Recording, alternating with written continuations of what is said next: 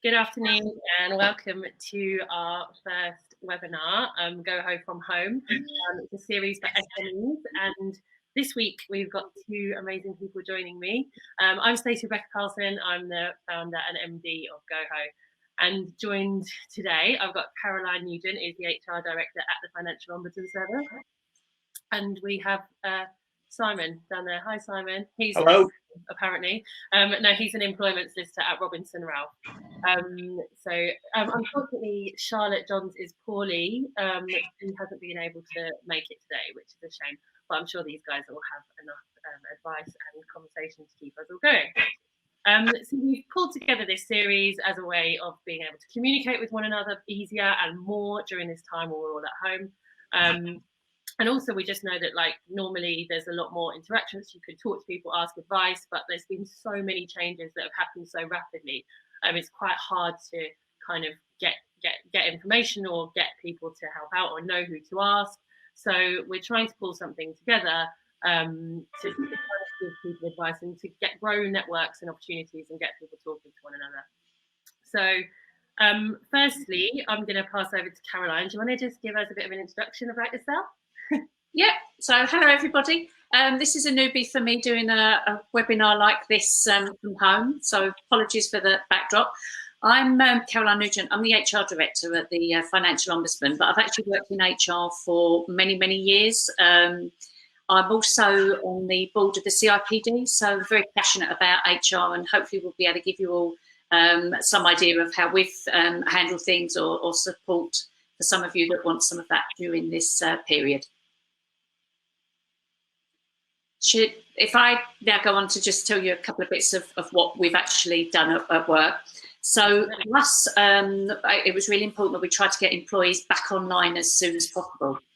So for me, one of the key things for you is, are your staff feeling supported being at home? And that may be a really silly statement to say, but being at home, some of your staff might be by themselves. They may actually have a room with no other support, no proper table. So how are you looking at the well-being and the health and safety obligations that you still have as an employer while people are off? So to me, it was really important for our team that HR at the Ombudsman, we all pulled together to try and look at what was it that we thought people would need, particularly in the first couple of weeks of working at home. So, and then we looked at some more practical things, and these are things that you may not have had to think about at the moment in your organisation.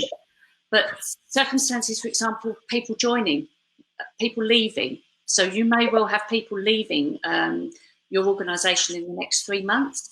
Have you actually thought about the practicalities of people leaving your organisation?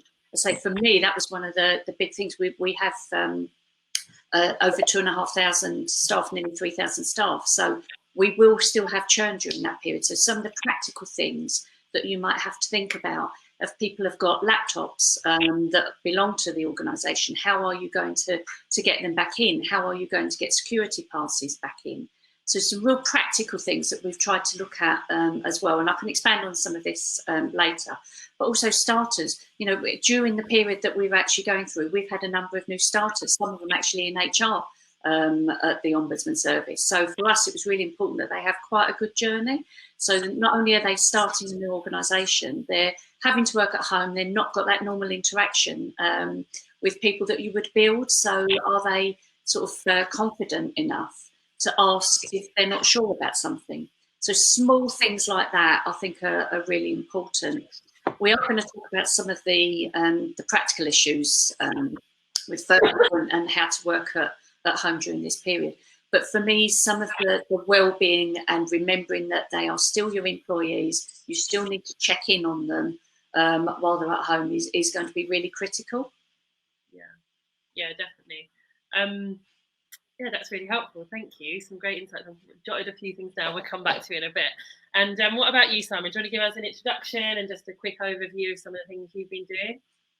Yeah, I'm Simon Robinson. I'm an employment solicitor. What we've been doing is mostly spending our time saying, I don't know, it's not clear from the regulations. We've been providing advice where we can, where it is clear in the regulations, but there is or the guidance, I should say, there's so much in there that leaves itself open to to uncertainty that it seems to be changing on a day by day basis. So the advice we've been giving to people is about where they don't have a layoff clause in their contract, how they can introduce one, ideally by agreement, but if not, some employers are of the view that they will force through the changing contract and take the litigation risk that people are going to resign and claim constructive dismissal, because it's not a great work environment for people to resign, potentially have no income because there's less jobs and there's more people looking for those less jobs, and bringing a tribunal claim which won't get to tribunal for a year.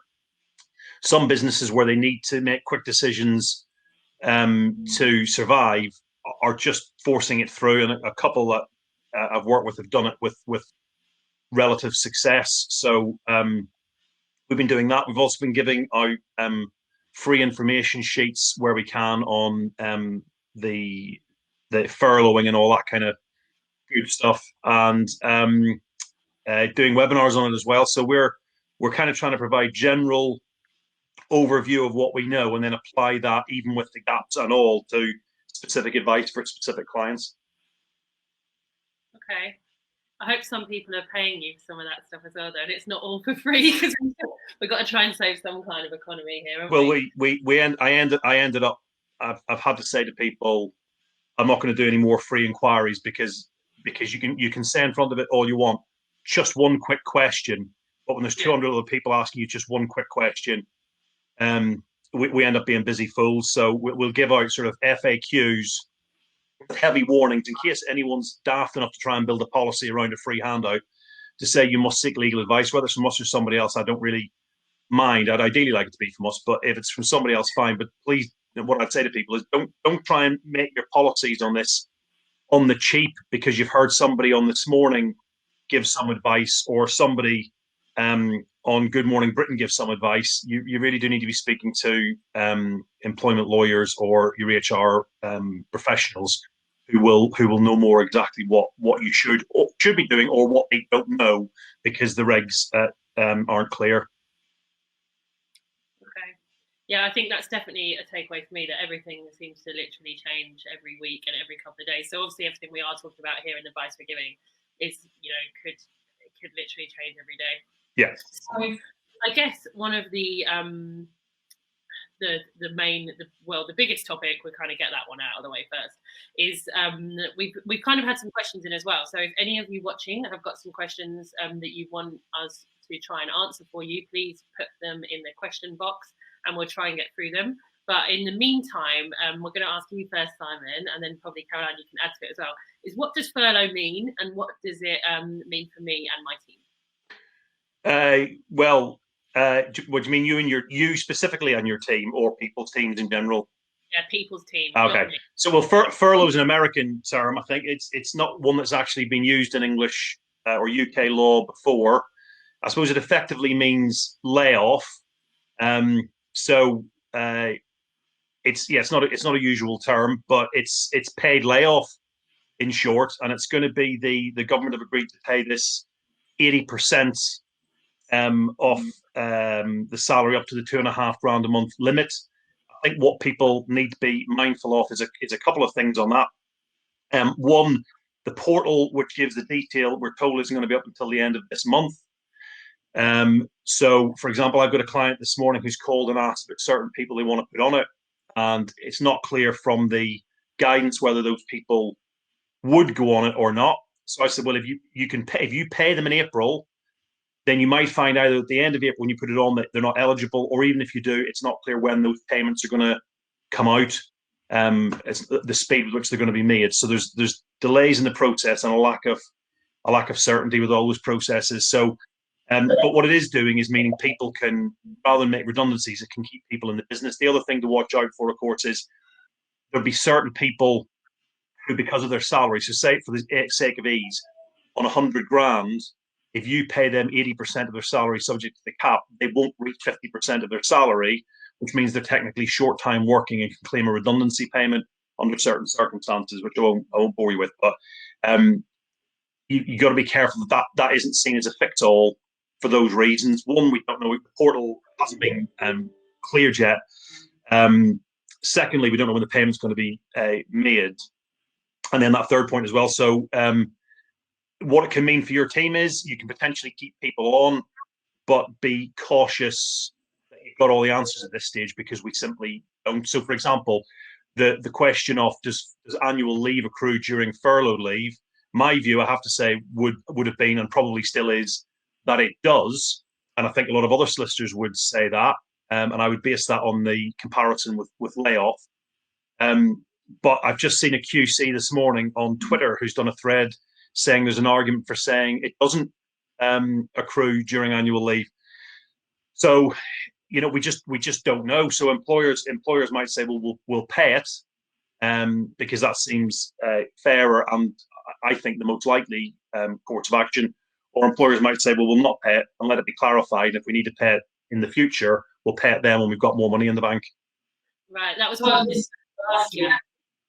From a small business perspective, like because they haven't announced it and put everything in place yet, would it be that a small business would need to continue paying their staff, maybe even if they reduced it to 80%, and then almost with the hope that they will definitely get the 80% back? Or do they not pay them and lay them off and not pay them and then pay them retrospectively? Well, that's a matter for each individual businesses, and there's pros and cons with that. You pay them, and then you find that you're not eligible. Then you find that you have paid money which you're never going to be able to recoup, and it's gone. You don't pay them, and people are not paid for 4 weeks. Then they leave themselves open to, they could resign, claim constructive dismissal. They could resign and claim a statutory redundancy payment. So, the safest course of action is to pay the ones you're sure about, but then it may well be that finances mean you have to take the gamble and say, we can't pay until we get the money in, and whatever happens as a result of that happens. But it needs to be, again, it just needs to be on a case-by-case basis with specific advice based on your circumstances, your number of employees, your risk matrix, the amount of money you've got in the bank, all of it, and how open you are to taking risks that you might owe a lot of money in the future. Yeah. Caroline, have you got anything to add to that? Yeah, I was just going to say that the complexity, as you say, most people before the days hadn't even heard of furlough. So all of a sudden, people are expected to be experts in this and really understand what's going on. And I suppose some of the things that are coming out as well now is that you can be furloughed by 2 employers, or even more. If you've got 2 jobs, you can be furloughed on both of them. So again, that's an added complexity. I heard the other day as well that if you've been made redundant since the 28th of February, you could actually go back to your employer, or even if you've resigned, you could go back to your previous employer and ask, can you take me back on again just for this period of time so that I can be furloughed? So the complexity, as Simon said, on some of this. Well, then that's a good point. I've heard that resignation point as well, that somebody said that. But that's not something that is in the actual guidance. No. And how many people how many employers will actually take the chance of taking somebody back on, not knowing, as you say, that they are going to get the money? So this leaves employees and employers completely up in the air because it is moving just so fast. Yeah, exactly. What was the first point? Sorry, what was the first point you said that you'd heard about? Because there was something I was going to say about that as well. That you could be furloughed for 2 jobs. Yes, sorry, that bit. So then one of the questions we've been asked is, can somebody work for you and can somebody be furloughed for you and go and get another job? And as usual, the devil's in the detail there, because what it does say in the guidance is that somebody can be furloughed from 2 jobs at once. So that would imply to me where it's 2 jobs, which obviously aren't taking place at the same time. You've got a part-time job here and another part-time job there, or a full-time job and a part-time job. It makes sense.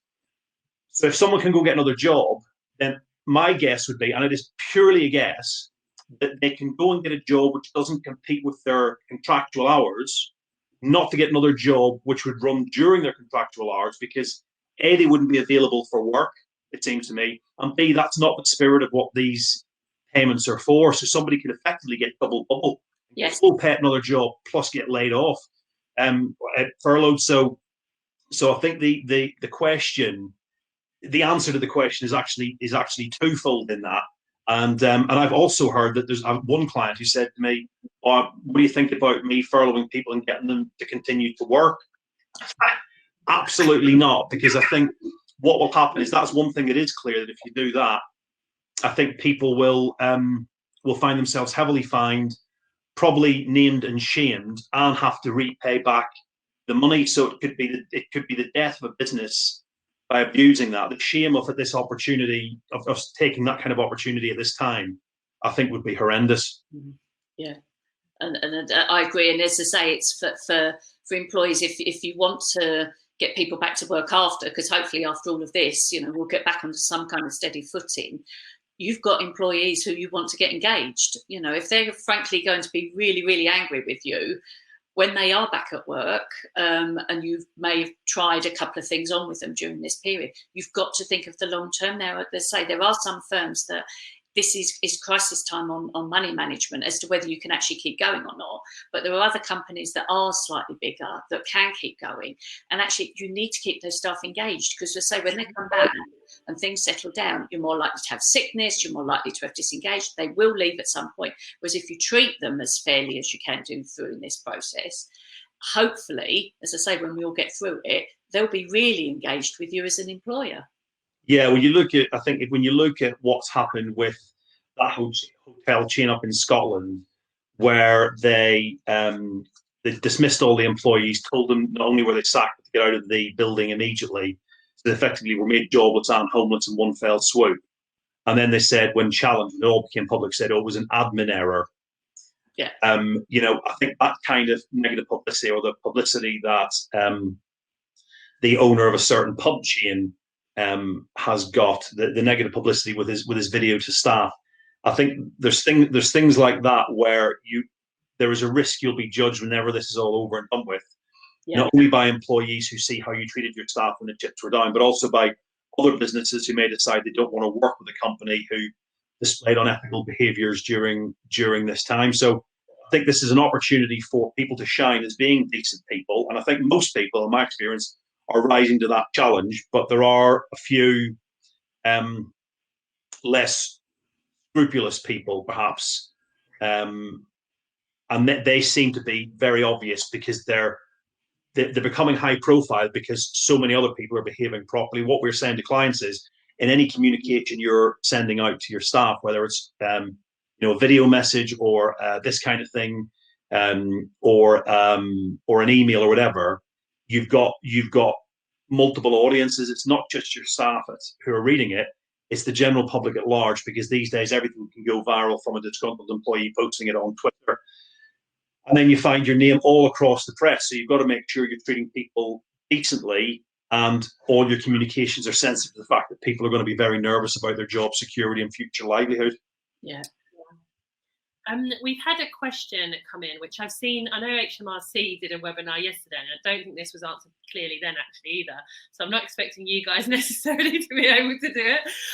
But it's asking if directors of small businesses can be furloughed. And this question's from a husband and wife team, and they've got one employee. Well, I mean, I suppose, are the employees as well? If they're employees and they're going through PAYE, then on the face of it, I can't see why not. Okay. It says all employment contracts, so they would. The best thing to do, really, I mean, truth be told, all we will do is look through the guidance the same as everybody else and give you an interpretation on it. If it's not clear from the guidance, with the best will in the world, what you're getting is experts speculating. Yeah. So I would speculate, if you've got an employment contract, fine, but until that portal opens and maybe says directors can't apply, or then who knows? If they're self-employed, then there's a different route, obviously. Yeah. And we've had another question come in, which is, what are people or organisations doing, or what would you suggest to keep furloughed staff engaged? I know my gym club, actually, their staff have been furloughed, and they're kind of encouraging them to kind of like still talk about what they're looking forward to coming back to and things like that, and getting all the members of the gym to be engaged and vote for certain things. And then I know they're giving them some money and stuff, I think, from when they promote certain activities. I think it might be for charity, but it's just encouraging them on their social media and everything still to be engaged with their clients and customers.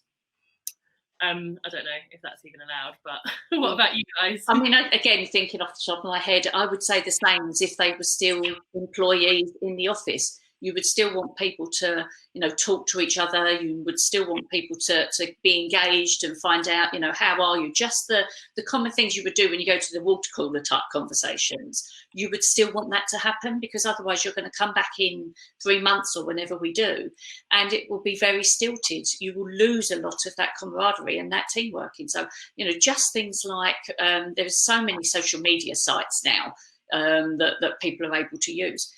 Even if you do them, I've done a couple with friends more, where it's just a social. You pretend you're down the pub. You could do those type of things. Encourage your employees to still do some kind of group team working, as you say, some things they might want to do for charity. The charities are being slaughtered at the moment because of the impact where some of the big events are not doing. So, at our place, we have a committee called Giving Something Back Committee. And what we've tasked them to do is to start thinking about what could they do? What charity things could we do for the charity that we particularly sponsor? But what else could other people do as well? Some of the volunteering things. And again, we might want to touch on the volunteering and what that means for employment. But it may be that you can suggest they do some of that kind of work, because it doesn't have to be physical, but certainly just keeping in touch with people. I can't emphasise it enough, particularly, from a wellbeing perspective. If people do live alone, somebody just checking in on them once a day is really important at this time, because things can change so fast. And even if it's not the whole team, usually at work you've got somebody that you're fairly close to. Just have that as a call in. Yeah, I mean, we've been having a team meeting every single morning.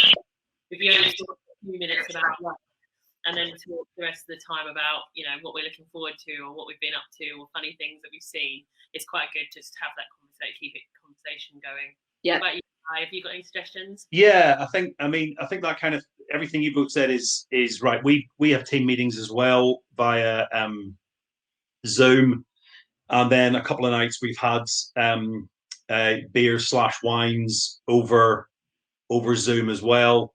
We're doing a pub quiz thing tomorrow night at 5:00. So I think that kind of thing, where you're encouraging people to meet, you'll have one-on-one meetings to check in with staff, remind staff that welfare is still key to your organisation. So if they have any concerns, who they can speak to and chat, whether you've got some confidential helpline or whether there's a manager or HR that they can speak to. There's some concerns that may need to be elevated to occupational health. So if they get serious, people who you have these concerns about beforehand, it's probably more important to keep checking in on them as well. Having regular contact, but obviously not onerous or intrusive. So you don't ring people at midnight and it's got to be right. How are you doing? You have this conversation. You have it planned. You got sufficient time, like you would with someone on sickness. So like I've got about to start. You would make sure you've got the time set aside. You talk about work if you want to, but you have that social chat so people aren't feeling isolated. You keep them regularly updated with anything about their job or any new guidance from the government, so they're not hearing things secondhand and the rumor mill isn't taken over via WhatsApp or email. And then I think socially you can start to consider whether you have things like team pub quizzes or team pub outings, albeit virtually, where people can still feel engaged with the workplace. Because I think Caroline's right. If we don't do that, then everyone emerging from hibernation in 3 or 4, whenever it is, months or 12 weeks, whatever Boris says, we end up back in the workplace. It's going to be a very strange environment if we haven't all kept in touch. Yeah. And I know, for example, so we've got some employees, and other people will, if you've got if you work in London or Birmingham in a big environment, where you may be one person in a bedroom sharing a house with people, and actually you don't have a lot of social interaction. Obviously, you can't go out. You're now you're stuck where you are. So mental well-being, all of those kind of things. So whether you're furloughed or still employed, it's just a responsibility to touch in with people. Yeah, I think it's the same as well. There's a couple of comparisons, it seems to me. It is if people are suspended because of a disciplinary matter, we always say it's a neutral act, and it might be legally a neutral act in that we haven't decided the outcome of the case sometimes. But it's not going to fee neutral for the people who are sat at home waiting to hear how their future is going to be decided. It's going to be incredibly oppressive. Or people who are on sickness absence, feeling isolated from the team. So in both of those situations, you would keep the person informed. On sickness absence, probably it would be softer communication. It would just be a matter of communication of here's what's happening with someone in disciplinary. But I think the same principles apply, that the duty of care doesn't end just because we're not in the office. If anything, I think it's increased people's mental well-being, especially when, unlike those two circumstances, you would typically be on full pay when you're suspended, and a lot of companies, organizations, especially in the public sector, would have full pay for 6 months or 3 months, then half pay for another 3 or 6 months, or 85% pay for 6, 9, or 12 months. So you could find people actually here going through that isolation and loneliness, and they've actually then got the financial worry on top. So yeah, I think keeping in touch in the right way, and especially if they've got nothing to do. I mean, we all know what it's like. You get into your own head, you get bored. No one, when they get in their own head, is positive. It's always negative. It's always the dark thoughts at 2 o'clock in the morning when you wake up and panic and can't get back to sleep. So if you're at home all day, I think you need a distraction from that, if nothing else. Yeah. And can I just pick up the bit you were saying about sort of obligations, workplace adjustments? So, you know, there are people that when they're in the office, they've got potentially equipment that they use when they're in the office, again, whether you're a small or large organisation. And with the speed with which we all had to suddenly leave and work at home, you may have people that are working, that are using things that perhaps not most comforting. Again, it's still, as an employer, you've got those responsibilities. So checking in on those employees and having the conversation. They might not be able to work as many hours because they're the equipment's not right and things like that. But just having that two-way conversation. Well, I think, yeah, so the people who are furloughed shouldn't be obviously working anyway. But the people who are working from home, I think the reality is the last couple of weeks have been very transactional, with a lot of businesses trying to work out their plan of how to survive, and working that out initially in the isolation of any kind of clear guidance from the government. We knew at one point there was going to be payments, but the details of that weren't particularly clear.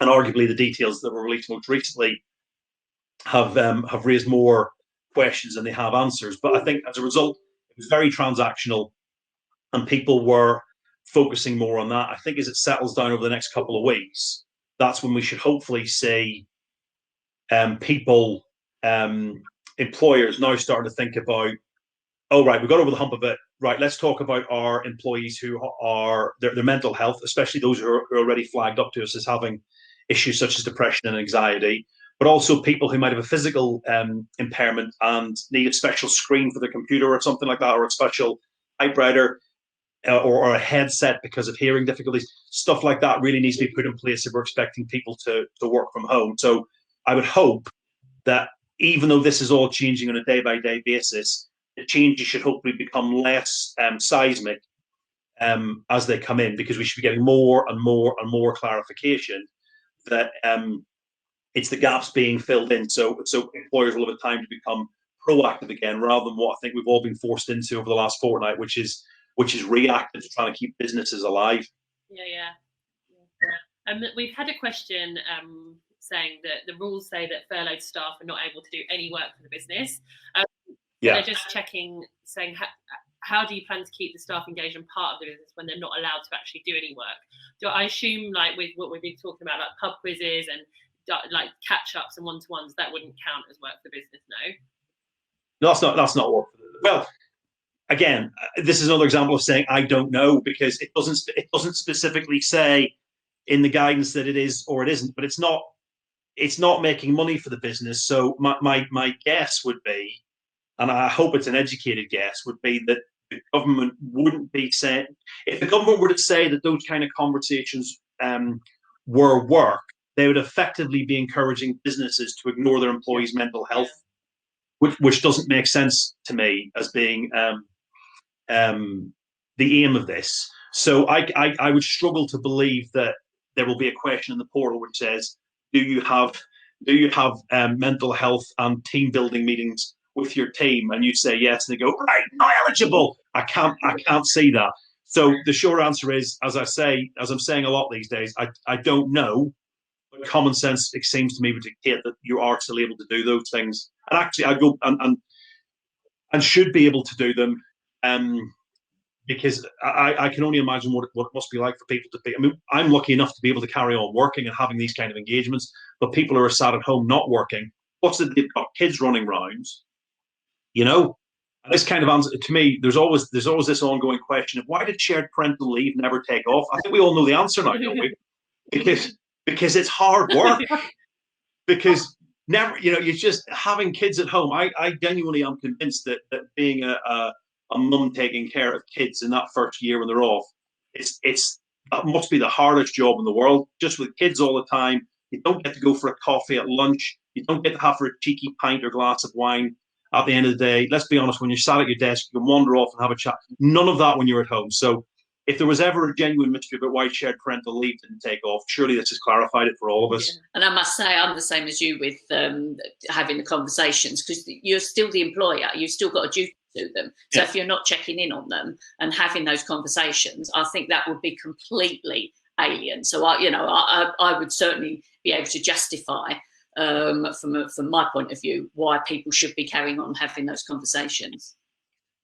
I suppose it depends how you see yourself. If you see yourself as a supervisor, then there would be no need to do it. If you see yourself as a leader, then it would be alien not to do it.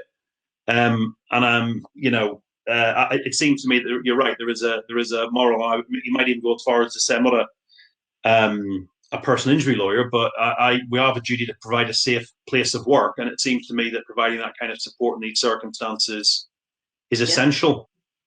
And we just had in saying, has anyone had any issues with staff refusing to work from home? I don't know if that means actually work from home at all, like they want to come into the office, or if they actually just don't want to do any work. But have you had any experience of that, Caroline? I've heard of it. I mean, because we've managed to get people online, we went through, first of all, there were some people saying, I don't have Wi-Fi. What would I be able to do? Can you pay for it? Well, no, because that's not fair on other employees that are not doing it. There are ways. So we sort of started to break down what were the issues where some people, and again, a lot of what I've heard from others, that why is it you're saying you can't work from home or you don't want to work from home? In my view is, if you don't want to work from home, you've got choices. You either take annual leave, unpaid leave. You cannot expect an employer just to pay for you to sit at home because you feel like it. So I think you'd have to certainly break down why it is people are saying they can't work from home. People clearly can still go sick. So, it's in your best interest to be flexible. So a number of things we've done and others have done is that total flexibility, and say, right, well, what's the hours you can potentially work? So we've had examples of one laptop at home and two people both needing to use it. So the responses will be flexible. We're not saying you have to work 9 till 5. We're saying you have to be able to work a certain amount, and it's a lot of the work is objective based. We can track, we can see what people are doing. So it's on this outcome rather than I want you there sitting at your desk 9 to 5. And we've got some people, so again, because of childcare, they're working 7 till 10:30. Then the other person takes over the childcare. They then have a break. They then start work again 1:30 and do a later shift. So again, it's that communication working with your people to find out why it is they feel they can't work, because most often than not, there is a solution to it. It's just thinking outside the box. You could get dongles delivered. So if they haven't got Wi-Fi, people are saving at the moment because they're not travelling and they're not having, a lot of people go into one of the coffee shops on the way into work and spend their £3 on a coffee. They're not doing that now. So actually it is a bit of quid pro quo. And that's what I think, that two-way conversation is important. I said to my wife, I said, we've saved a fortune in Starbucks. And she said, we, you mean you? And I think, believe it or not, you wouldn't be able to tell from my slimline figure, but I tend to have a nice coffee and a little cheeky cake. At the same time, I've saved an absolute fortune on that. And I think, and also there's the petrol costs of going into work, the parking costs, depending on the organisation. I think there is a matter of having a sensible conversation with people when you've had to furlough them, if they're of saying, but don't look at the headline figure. Look, you'd pay tax on some of that anyway. Look at the rest of it and try and bring in the savings, because psychologically, you might not financially make up the full amount, but psychologically it's a lot easier to bear whenever you add in all the incidentals that go along with coming to work. So I think you're right. Those kind of conversations are absolutely essential. And I agree with you. If someone refuses to work from home because they're trying to pressurize you into giving them furlough, they've got no right to do that. And arguably, if you want to be very harsh, if someone's refusing to work from home without due reason, that could even be a disciplinary matter. So, I think there may be certain, if you're giving someone work to do from home, there may be an argument that you would have to say, well, we expect you to carry on, so we'll give you a laptop to do that. Or if someone's using their phone, you would probably expect to pay their calls, I would say, for doing that. So I'm not saying that's, and there's nothing in the document to suggest that, but it just seems to me that's how I think I would, if you're looking at how a tribunal would look at it, is, yeah, what's reasonable. And I think everything comes down to what is reasonable. It'll all depend on the business and on what the person's expected to do. But I think with conversations, most people, except the vexatious who are never going to be happy, will always argue it's day when it's night. Most people will be reasonable, help organisations work through it. Sure. And I just wanted to go back to something, Karen, you said right at the beginning, actually. And I saw this. I'm a member of Bloom UK, which is a network for women who work in the creative and media industries. And yesterday we had our kind of new member mixer, which was virtual, which was it was actually really good, but it was quite weird, doing that differently, because it would normally be in a bar with wine and actually having to do that virtually, but it worked out really well. And one of the questions that came up that people were asking about that is that for new starters, or people are starting new jobs, and has anyone got any tips for how to onboard their staff virtually? Because obviously that is more or less, there's some companies that do work remotely, and but a lot of the time they do fly them over and have kind of kickoff weeks. So could you talk a bit about what you might suggest for that? Yeah, some of the stuff again is getting people to have virtual one-to-ones, have discussions with people. So again, they know they're a new employee, they know the values of the organisation they're going into, they know the rules, picking up some of the stuff on data protection, health and safety. So, there are e-learning packages already out there. So if you don't have any in your organisation, if you're a small company and you just need it, there's lots and lots of stuff out there that if you Google it, you would find, where you can still get people to do the core basics that you would there. You need to be able to explain to people about data protection, because if you are going to be giving them some information to start working, they need to understand the rules. So certainly there's a lot of stuff that you can do online, but just setting up some team sessions, because again, it's very difficult for somebody new. It's almost like when you start, you don't know where to get your coffee cup and you don't know where to get your cup of tea. If you think of it like that for employees, they're coming into an organisation they know very little about. They don't really know you as a person. They may have had interviews with you, but they don't really know you as a person. So trying to get yourself across on a platform like this to somebody, and just ask them some personal questions, not as in personal questions, but personal questions. But just about the fact of trying to find out something about them as a person. What are their interests? Just that dialogue that you would do when you meet new people, but it's just in a different setting. But certainly some of the practicalities about how you get people up online working. Is it that somebody hasn't got a laptop? How you can get them working with a laptop? So, we've run various different scenarios of how we could get people working. If they've got their own laptop, there's certain things we can do. If they haven't, what are we prepared to do as an organisation? So each organisation will have their own ways of thinking about it.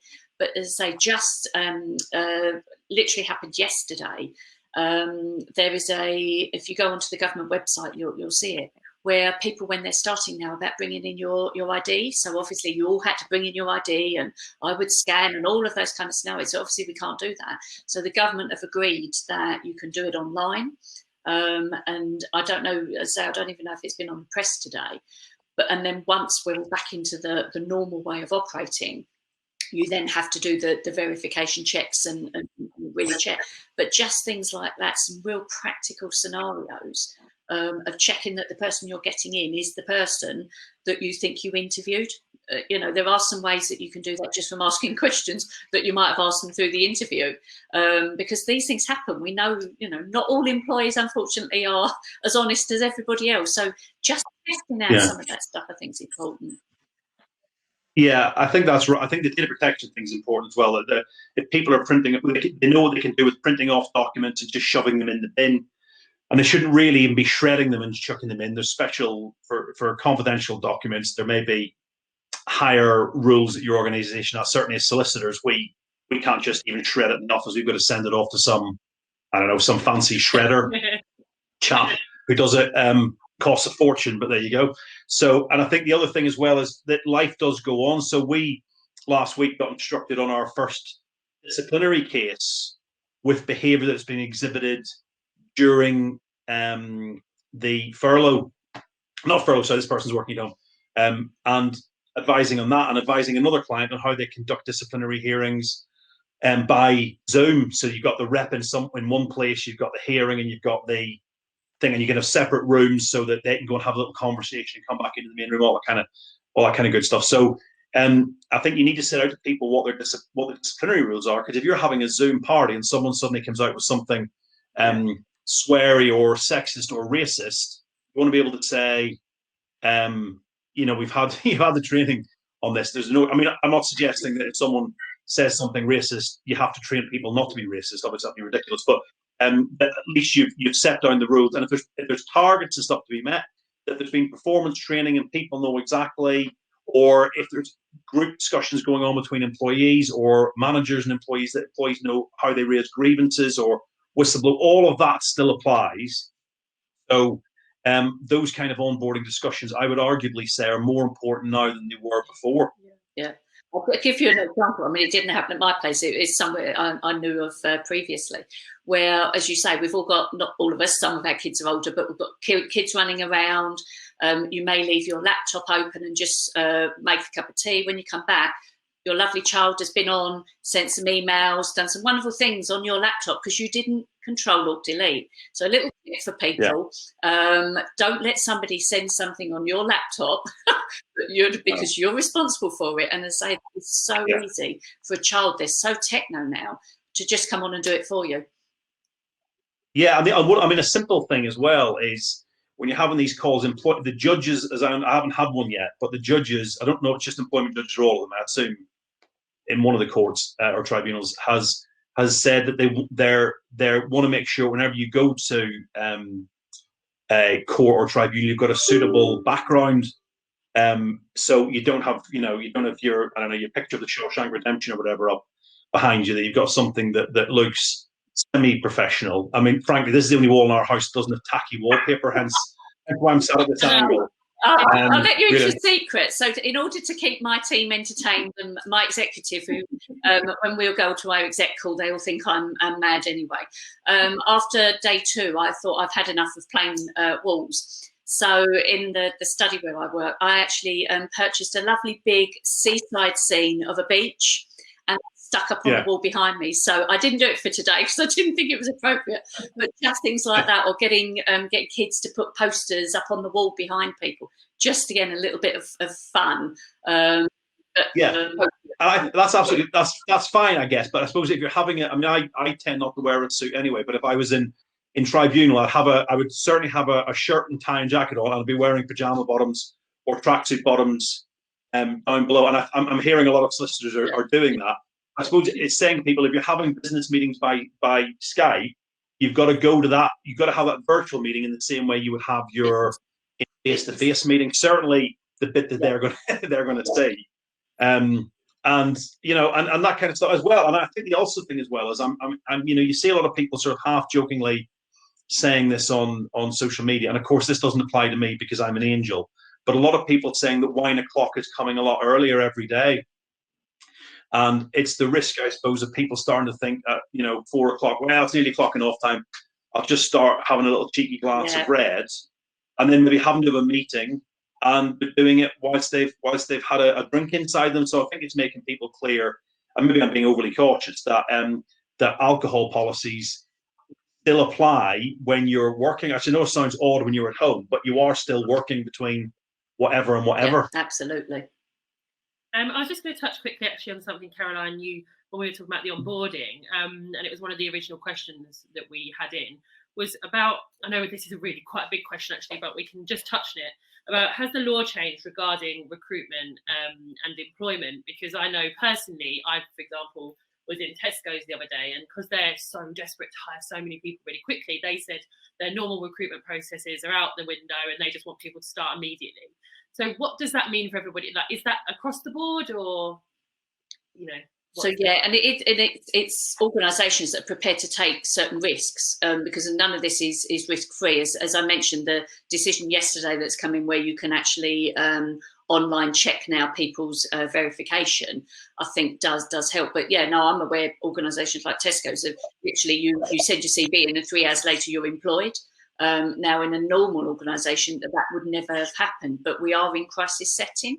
But for an organisation, if you are going to do those kind of things, you've got to record why you're doing it. That this is almost like when you come out of it, are you comfortable with the decisions that you took and why you took them? And if you could put some kind of governance in place and make some records as to why you made certain decisions that you did at the time, that will stand you in good stead should you be challenged later, because recruitment is still risky. You are still taking on people.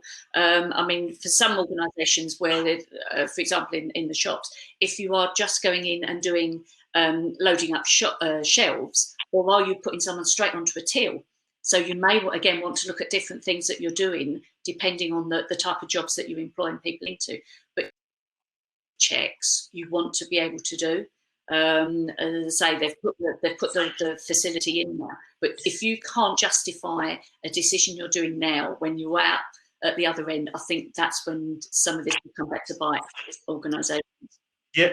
Yeah, and I think it seems difficult to think references are going to be taken or considered properly in that period, especially for such a vast number of people being employed. Yeah. Which in itself is inevitably, by the law of averages, going to disclose some risk, because you'll end up hiring somebody, at least one person who you wouldn't ordinarily have hired because of in their past or in their references, which makes you think they're not a good fit. So, yeah, I think anything typically, what's the old saying? Something in haste repent at leisure, act in haste repent at leisure. So I think it's that when you're bringing in large numbers without your usual safety checks in place, it's inevitable it's going to go wrong. Inevitable. On what scale, we don't know, but there will inevitably be people who will try and abuse this and try and get a job they wouldn't have got. There'll be people get into supermarkets who will then try and steal food stuff for themselves, all of that kind of stuff. So it's a matter of doing what you can and recording exactly why you've done it, and not just from a legal point of view, but just internally. If you've, as an HRD, brought in such a policy, you want to make sure that the CEO isn't saying you were asleep at the wheel, and you can say, well, no, because I had to do this. And always, never be at the end of the blame trail as an HRD. Yeah. Always make sure that you've got it signed off by somebody senior, because, I mean, let's be honest, HR are going to be great whipping boys and girls if something goes wrong. Yeah. And as I say, it's just keeping the record. And just if you don't want to take somebody on permanently, it's not ideal, but very short-term contracts, things like that, to make sure that you're not tied in with somebody. If again, you've got some concerns during recruitment, you don't have to take people on permanently. You can do a 3-month fixed-term contract, or you can do a 0 hours. I know there's lots of press about it, but they do work and guarantee people hours during those weeks. So there are ways of doing it to mitigate some of those risks as well. Yeah, and that's what the other one would be, to have a long probationary period. So you're getting at most a week's notice rather than being tied in. So once you got past 3 months or whatever, you're suddenly into the 3 months notice or whatever. So yeah, I think there's mechanisms out there. Just a matter of, and I agree with you. I think zero hours contracts have had an unfairly bad press, but I think that's been a political football rather than because it reflects reality across the board. And just another one, have either of you got any sort of top tips for how employers and managers can know that their team are working, so to make sure that you're still got high productivity? I mean, for me, sorry, I'm not in there, but I'm just thinking, how did you know they were working when they was in the office? You know, you walk around with your bit of paper all day doesn't mean you're working. So, you know, there are some things depending on the role. It may be that, say, you've got 10 lots of widgets you've got to get done in a day. Does it matter how long it takes you to do it? But as long as you do your 10 widgets, is it that you are on call? So, you know, the advantages of using things like Office 360, people can put down, I'm at my lunch break now. So it's very clear, don't disturb me at the moment because I'm still entitled to a break. I want some free time. So again, it's around the conversation. But as a good leader anyway, you know what you're doing. You know, I don't check in on my team every day. I don't say to them, you know, have you done that? I give them responsibilities and I know that they'll do it. And again, it's that relationship building. But as I say, if you're in an organisation where it's widgets, those widgets still need to be done, but you can be flexible about how. Yeah, and I think let's start with this. Why would you be starting from a proposition of I don't trust my employees? Because then why have you hired them? To be blunt. I mean, you can set. So for solicitors, we would have.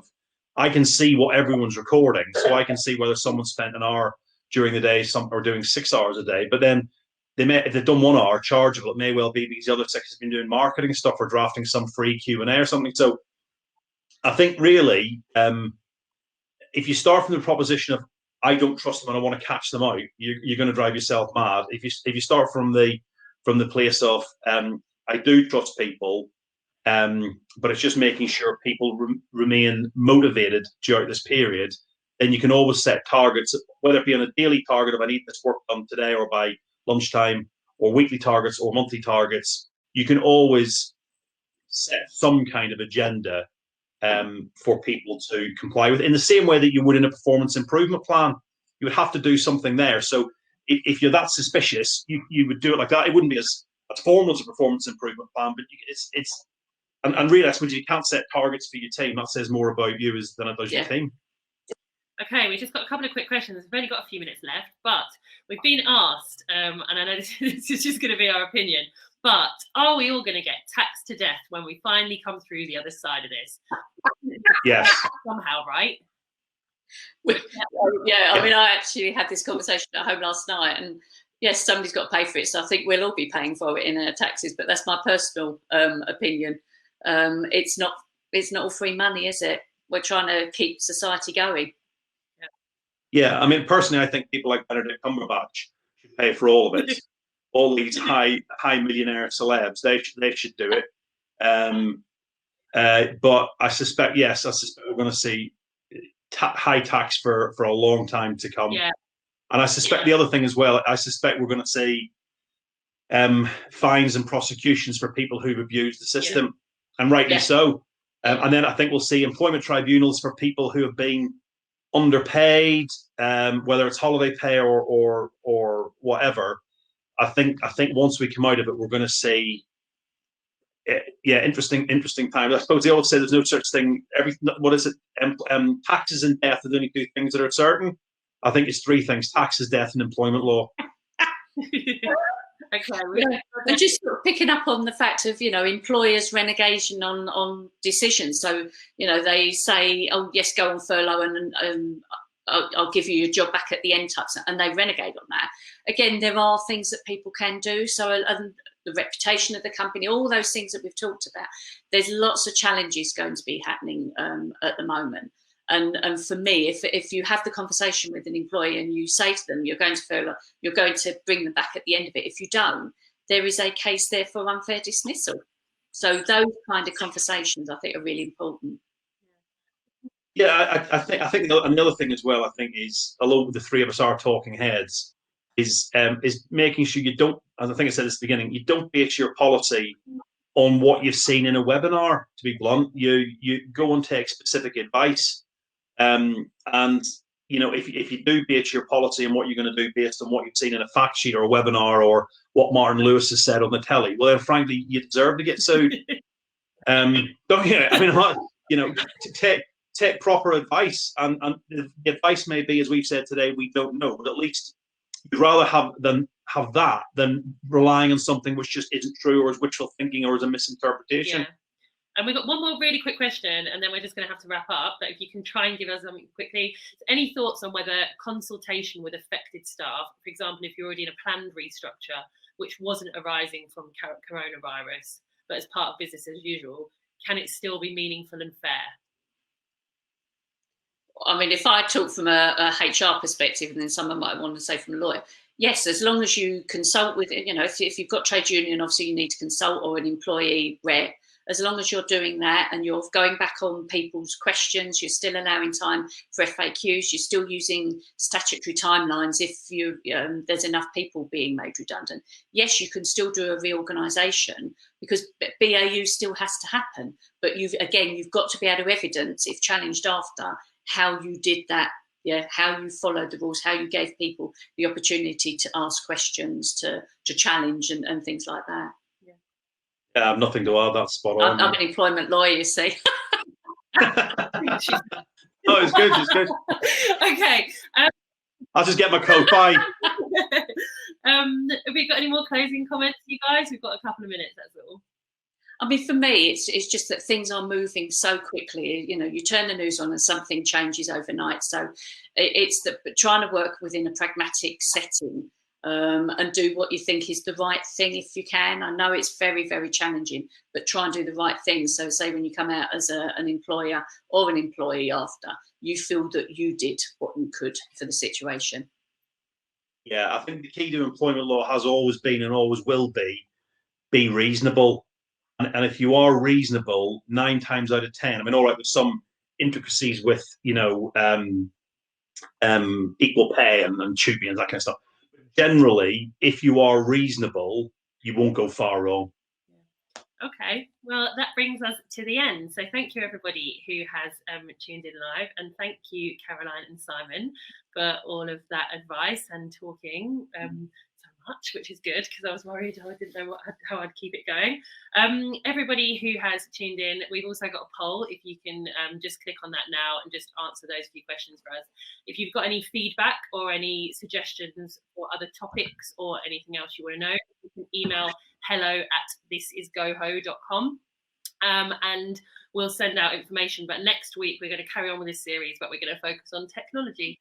Okay, is that all good? Yeah. Thank you, everybody. Thanks. Bye. Bye. Bye.